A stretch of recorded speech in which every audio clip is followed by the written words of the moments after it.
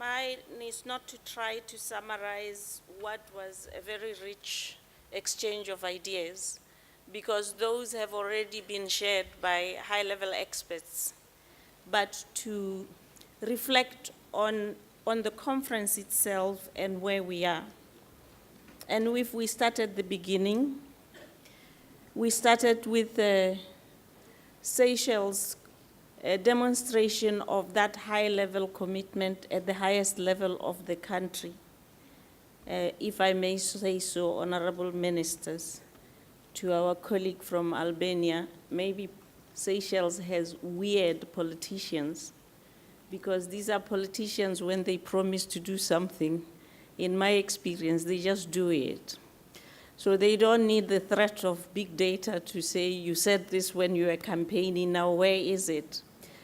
I've followed the political superiors of Seychelles in sitting on a podium just like they have done and saying we are going to do this and just do it. And I think this is an example that many countries need to take note of. And to my colleague from Albania, you can go home very comfortable here. The conference then descended to the more technical work connecting with the 2017 biennial that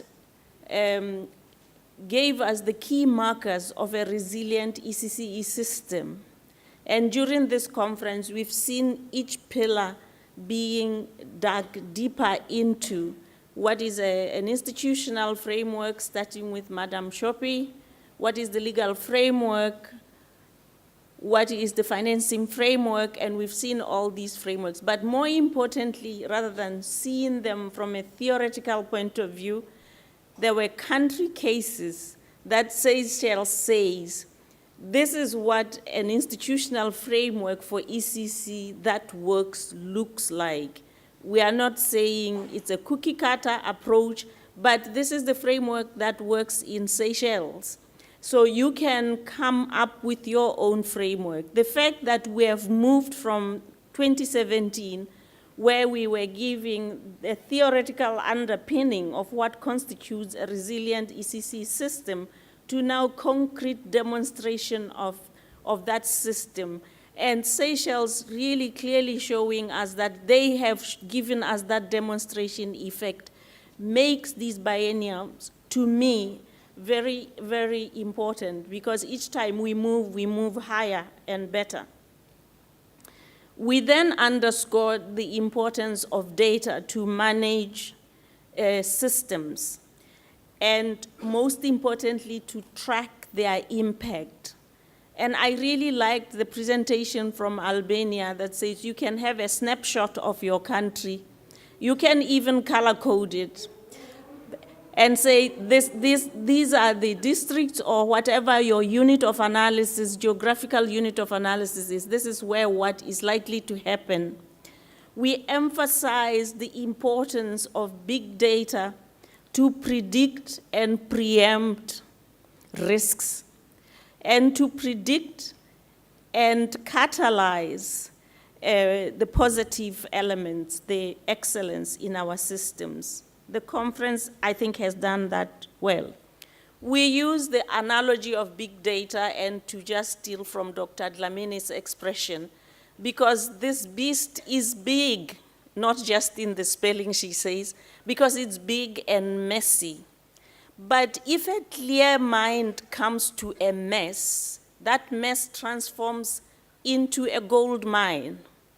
And I think the message that this conference has underscored repeatedly is, the mess is a mess only if you come to it without a clear purpose, without your clear why, and without a clear understanding of what you want to get out of it. So if big businesses can get into big data and raise their profit margins, why can't we come into big data for small children and come up with higher and higher and higher proportions of children who are holistically developing for their age? And I think this is something that the conference has demonstrated. And then we've seen demonstrations of countries, diverse countries in diverse contexts, showing us how they build data in their respective countries and what they've been able to do with it. It became clear, I think, in the conference that different countries are at different stages. So what I really, to me, liked is that each presentation came with, this is how far we have come, this is how we got here, and these are the extra miles we need to travel. And because even the countries that are at the pinnacle, Sweden, for instance, they still talked about the challenges they still face. And let me connect with the representative of the Honorable Minister, the Undersecretary from the Kingdom of Bahrain, that it is in the miles left to travel that there is an intersection of the purposes of these biennia, because each biennial has a retrospective review, how far have we traveled? And it has a prospective review, where next should we go? And it has a collaborative view, let's go there together. And that's the message that Bahrain underscored. So I hope the joint framework of action, when it finally comes, it will be very explicit on areas for joint collaboration, because it's not everything that you need to collaborate on. So the member states that are here need to say, what are the areas that we need to collaborate on? For us at the IBE, that gives us the source of, do you need us to accompany you? And if not, of course, we clap, because we have loads of work. But if we do, of course, we say yes, because you are our bosses.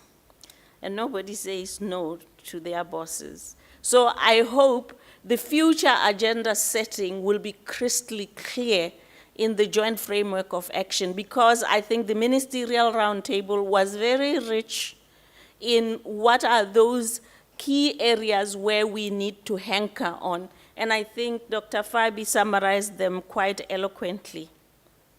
So I hope that our prospective review is clear, because our prospective review gives us the point for the retrospective review in 2021. Otherwise, this conference will become a series of episodes.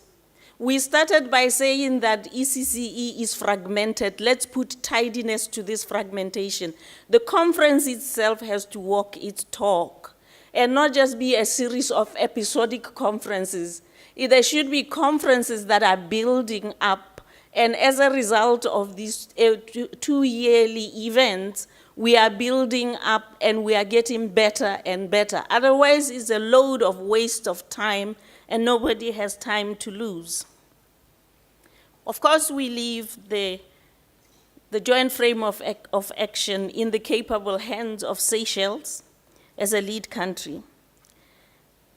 I want to underscore the framework is particularly important because we aspire that when we come in 2021, Seychelles will have a stronger representation of countries that are rallying behind it. Dr. Dlamini thanked the Republic of Seychelles for its example. And I really want to see the number of countries that come just snowball. And I'm hoping that, Madam Designated Minister, that the 2021 will be convened under the auspices of the Category 2 Center. So if Seychelles didn't say there's 1 mile they have to run a minute, it's getting to establishing the Cat 2 Center. And I'm seriously promising that would be my last biennium here in Seychelles, and I can say, well, we've done something together. So I look forward to the next biennium under the auspices of the center. I think at each stage of the conference, we were really blessed with the presenters and resource persons that diligently prepared for this and took this work seriously. And I would really appreciate if we can thank all the resource persons that were here. I know they were thanked, but I thank them on behalf of the IBE and on my own behalf for the resource persons. The participation from the floor was equally rich. And when you think of what this conference really costs, I don't mean to make anybody guilty, but I mean to underscore why we have to gain value for time by being here, and why we have to feel that each conference takes us to another level. Because the real cost of this conference isn't your tickets and your per diems and whatnot. It's all the salaries that your governments are paying you while you're sitting here. If you put the cost of this conference together, it's quite phenomenal because all of us are being paid. And you are paid by your governments, and all these governments are paying me and my team. And if we can come and spend time here and walk away with, why did I go there? Then we owe our governments an explanation of why did we squander that money. I think people tend to see conference as the cost of the superficial cost on top. But calculate your salaries. Since you were preparing for the conference, because you didn't just parachute here, since you were preparing for it, the resource persons, you know the days you took. So when you were traveling here, when you are here, when you go back home, and when the jet lag sets in and you are sluggish and not as productive because you were in Seychelles, and also because you miss Seychelles, so you are nostalgic. But your government still pays your salary. So I just want to say that I would like to feel free in my conscience that this was worth spending all the funds from these multiple governments and huge amounts from the government of Seychelles for us to be here. So I want to also thank all the senior participants that came from other countries, Bahrain, South Africa. The Cuban minister couldn't make it here, India. And I really think the next pitch for us should be a higher pitch. And next time I want a ministerial roundtable that fills this stage, not the smaller ones. So to the master of ceremony, we might bring you down to bring the higher-ups up. So I look forward to that. But the political leadership suggests to us, this is a bankable business because no minister has time to come and spend in a room in a conference, really. The amount of time and the pressure on their time is just unimaginable. I've never been a minister, but I sort of see them. And I don't anticipate being one because I don't think I would cope. So let us all put our hands together to thank the political leadership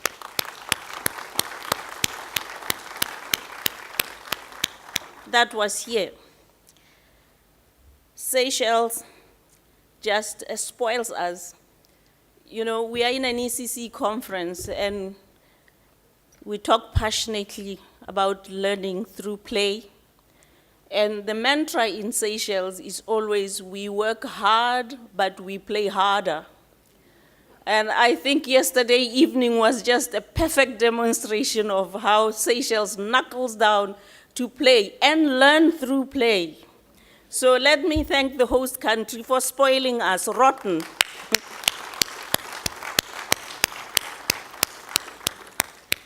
I really appreciate that.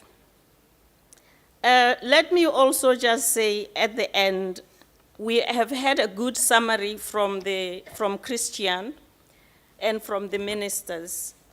What remains is for us to see this conference transform, because my view is that this should become a world conference. Let me take a minute. Madam Simeo just came from the Education World Conference, where with the backing of the British government, just 2 fellows managed to bring the world around one table to debate the future of education. And they managed to bring, on average, 80 to 90 ministers. I wasn't at the Education World Conference this year because I was in South Africa for another call. But if two fellows can get together and do this, Madam Simeo, why can't we do it? Can we not? Okay, that's a promise from a Seychelles politician. And I just told you when they promise, they deliver. So, Madam Simeo, it's a deal. I really would like to see the 2021 in a very different complexion than we have been with this conference. On my part, I'm grateful for having been part of this experience, because in the process, I got immeasurably enriched, and I continue to be enriched. I wish you all safe journeys going back home. And I wish you to know that 2 years is too short for you to come back and say, I didn't do anything. So since we don't really want to diplomatically embarrass anybody, what I am certain we are going to hear in 2021 are all the wonderful things that each participating entity that was here has managed to accomplish. I thank you very much. Ladies and gentlemen, all good things come to an end. As we come to the close of the second biennial international conference on ECCE, it is indeed an honor for me to address you, our international experts, and all conference delegates. Your presence and contribution in the discussion has been remarkable and thought-provoking. The 2 days have marked another milestone in moving the ECCE agenda further by exploring the major contribution of scientific research and the importance of data that contributes towards improving ECCE services across various spectrum. The theme of this year's conference, Big Data for Small Children, Monitoring Holistic Early Childhood Development, has reaffirmed the crucial importance of data for the development of the ECCE sector and recognized the essential role data has in combating inequalities and identifying priorities for action. This theme allows for a rich and interesting debate from different points of view. We can all firmly acknowledge that reliable data holds the potential to shape the lives and living condition of all children. However, we are cognizant on the challenges that inhibit the collection of data and management of data on children. The underlying question is, how do we move past those barriers? We have traveled a long way since the 2010 UNESCO conference in Moscow.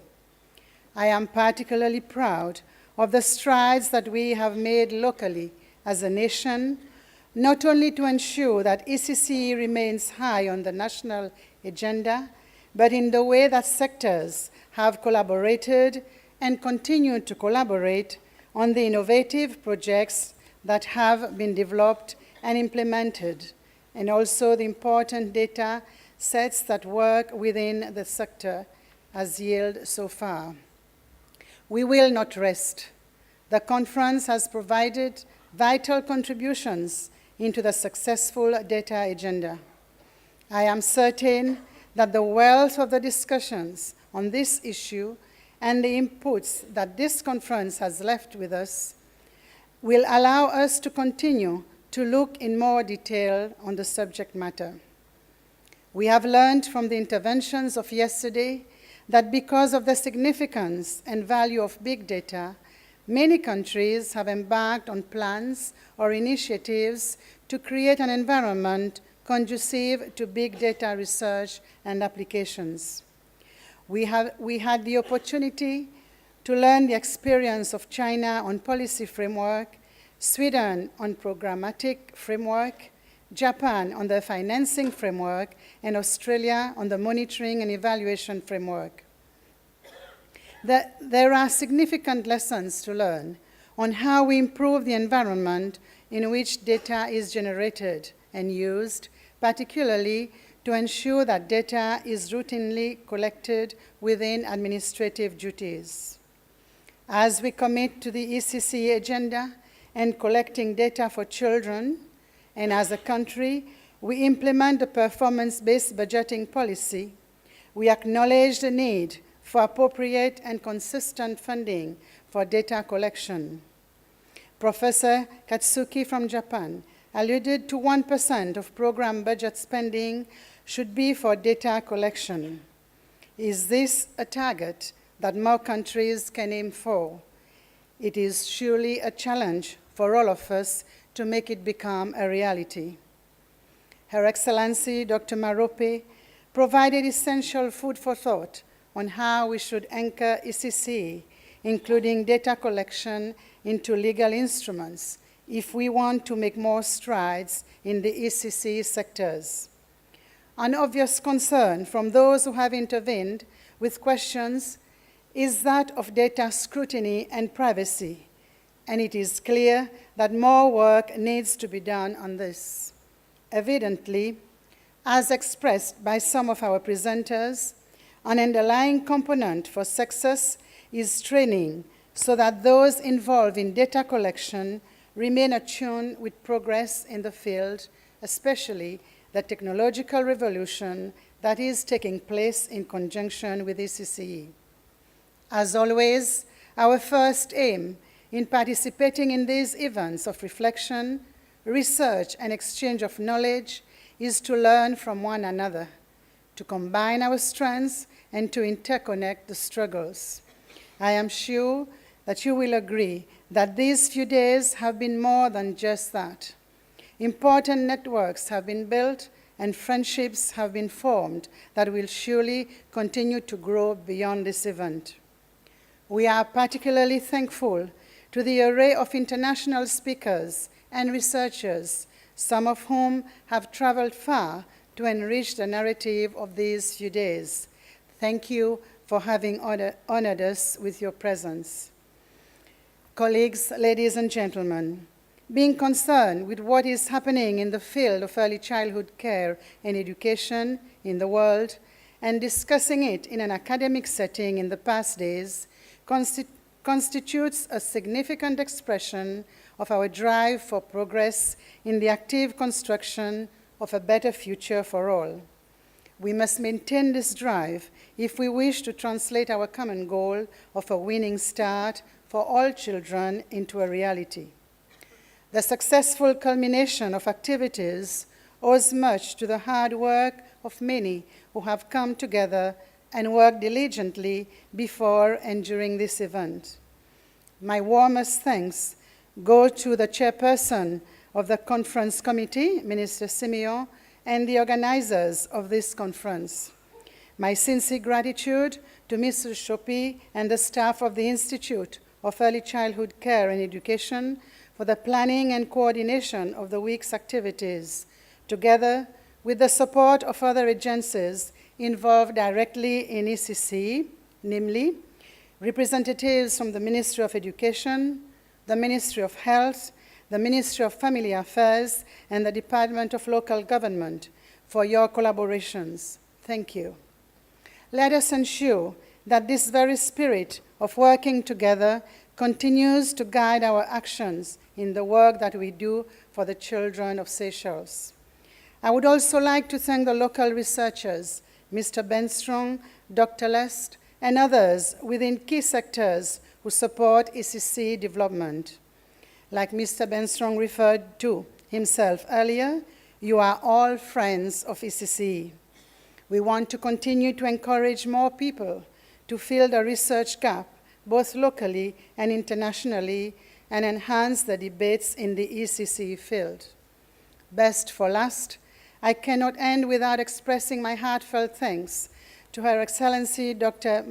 Mansetsa Marope for her ongoing support and personal interest in ensuring that Seychelles stay the course and continue to benefit from the support of our international partners, UNESCO and others. We are working on this passport, Dr. Marope. It has been an interesting journey, a journey that will not end with this conference, but continue as our external experts and delegates prepare to make their outward journey to join their family and resume their work agenda. I hope that you will carry with you a memorable souvenir of your days spent interacting with our local delegates and enjoying the beauty of our island. We look forward to see you again for the third biennial in 2021 and to hear about the progress that you have made.